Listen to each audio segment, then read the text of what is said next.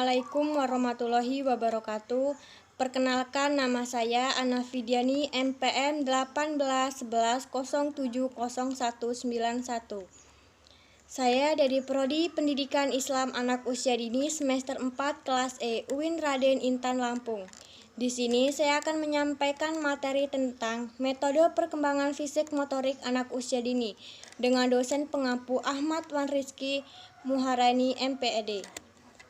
Metode perkembangan fisik anak usia dini adalah mata kuliah yang membekali para mahasiswa dengan pengetahuan dan wawasan tentang perkembangan motorik dan metode pengembangannya. Jadi, di mata kuliah ini kita akan mempelajari dan diberi wawasan baru mengenai perkembangan fisik motorik anak usia dini. Anak usia dini adalah anak yang berada di usia 0 sampai 6 tahun, di mana masa perkembangan fisik dan kemampuan akan berlangsung secara sangat cepat, di mana masa ini anak disebut dengan masa golden age. Perkembangan motorik identik dengan perkembangan otak, perkembangan motorik dan emosionalnya. Proses tumbuh kembang kemampuan motorik anak akan berhubungan dengan proses tumbuh kembang kemampuan gerak anak. Perkembangan kemampuan motorik akan dapat dilihat jelas melalui berbagai gerakan dan permainan yang akan mereka lakukan. Motorik adalah semua gerakan yang mungkin dilakukan oleh tubuh, sedangkan perkembangan motorik adalah unsur kematangan pengendalian gerak tubuh. Motorik dibagi menjadi dua, yaitu motorik kasar dan motorik halus. Motorik kasar adalah gerakan yang menggunakan otot-otot besar atau seluruh tubuh. Contohnya, seperti menendang bola dan menggiring bola dan lain sebagainya. Sedangkan motorik halus adalah gerakan yang menggunakan otot-otot kecil atau sebagian tubuh yang terkoordinasi dari otak, mata, dan tangan. Contohnya seperti menulis, menggambar, dan mewarnai. Selanjutnya, ada tahap-tahap perkembangan kognitif anak. Yang pertama, ada tahap kognitif adalah anak berusaha memahami keterampilan motoriknya, serta apa saja yang dibutuhkan untuk melakukan suatu gerakan tersebut. Yang kedua adalah tahap asosiatif.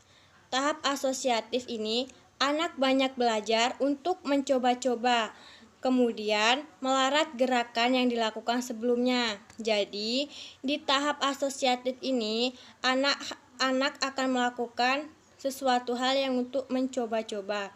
Yang ketiga adalah ada tahap otonomos, adalah gerakan yang ditampilkan anak mulai baik atau yang ditampilkan sesudahnya otomatis sudah menyerupai gerakan yang serupa. Selain itu, adapun faktor-faktor yang mempengaruhi gerakan motorik anak. Ada faktor internal dan faktor eksternal. Kalau internal, itu faktor dari dalam diri anak itu sendiri. Contohnya, jika anak memiliki cacat mental atau cacat yang tidak memiliki tangan sebelah, maaf untuk sebelumnya. Jadi, ketika anak itu memiliki cacat, otomatis gerakan yang dilakukan itu akan terhambat. Yang kedua adalah faktor eksternal, itu baik dari keluarga maupun dari lingkungan. Jika kedua ini tidak menstimulasi perkembangan motorik anak dari kecil, maka pergerakan motorik anak itu tidak berkembang secara normal. Sesuai pada tingkat usianya, pentingnya meningkatkan perkembangan anak usia dini. Pertumbuhan fisik anak diharapkan dapat terjadi secara optimal, karena secara langsung maupun tidak langsung akan mempengaruhi perilaku anak sehari-harinya. Perkembangan motorik anak ini sangat berpengaruh bagi kehidupan dan untuk Selanjutnya, ada peran guru dalam perkembangan fisik motorik. Yang pertama adalah mengembangkan fisik dalam pengembangan fisik motorik yang dilakukan melalui bermain, karena dunia anak-anak dunia bermain. Jadi, dengan bermain dapat melatih dan menstimulasi perkembangan motorik anak, baik motorik kasar maupun motorik halus.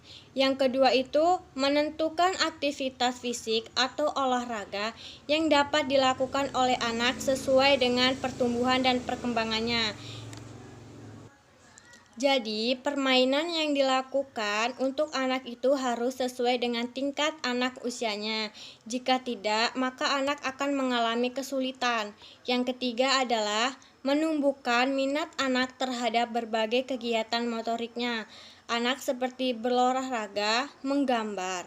Yang terakhir adalah meningkatkan kemampuan dan kekuatan otot-otot anak jika dalam permainan motorik. Nanti kita harus dapat meningkatkan otot-otot anak sehingga dapat menstimulasi perkembangan motoriknya. Dan materi selanjutnya adalah program pembentukan kebugaran jasmani. Kebugaran jasmani itu sendiri adalah istilah umum yang digunakan untuk menyebutkan aktivitas atau bentuk kegiatan yang menyehatkan manusia. Semakin banyak kebugaran jasmani seseorang, maka semakin kuat juga fisik daya tahan tubuh yang dimilikinya.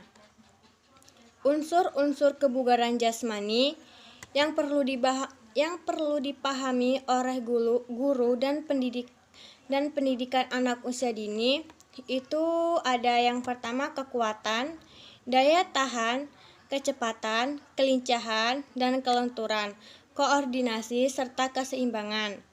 Sekian materi yang saya sampaikan. Jika ada salah, saya mohon ampun, saya mohon maaf. Saya akhiri, wassalamualaikum warahmatullahi wabarakatuh.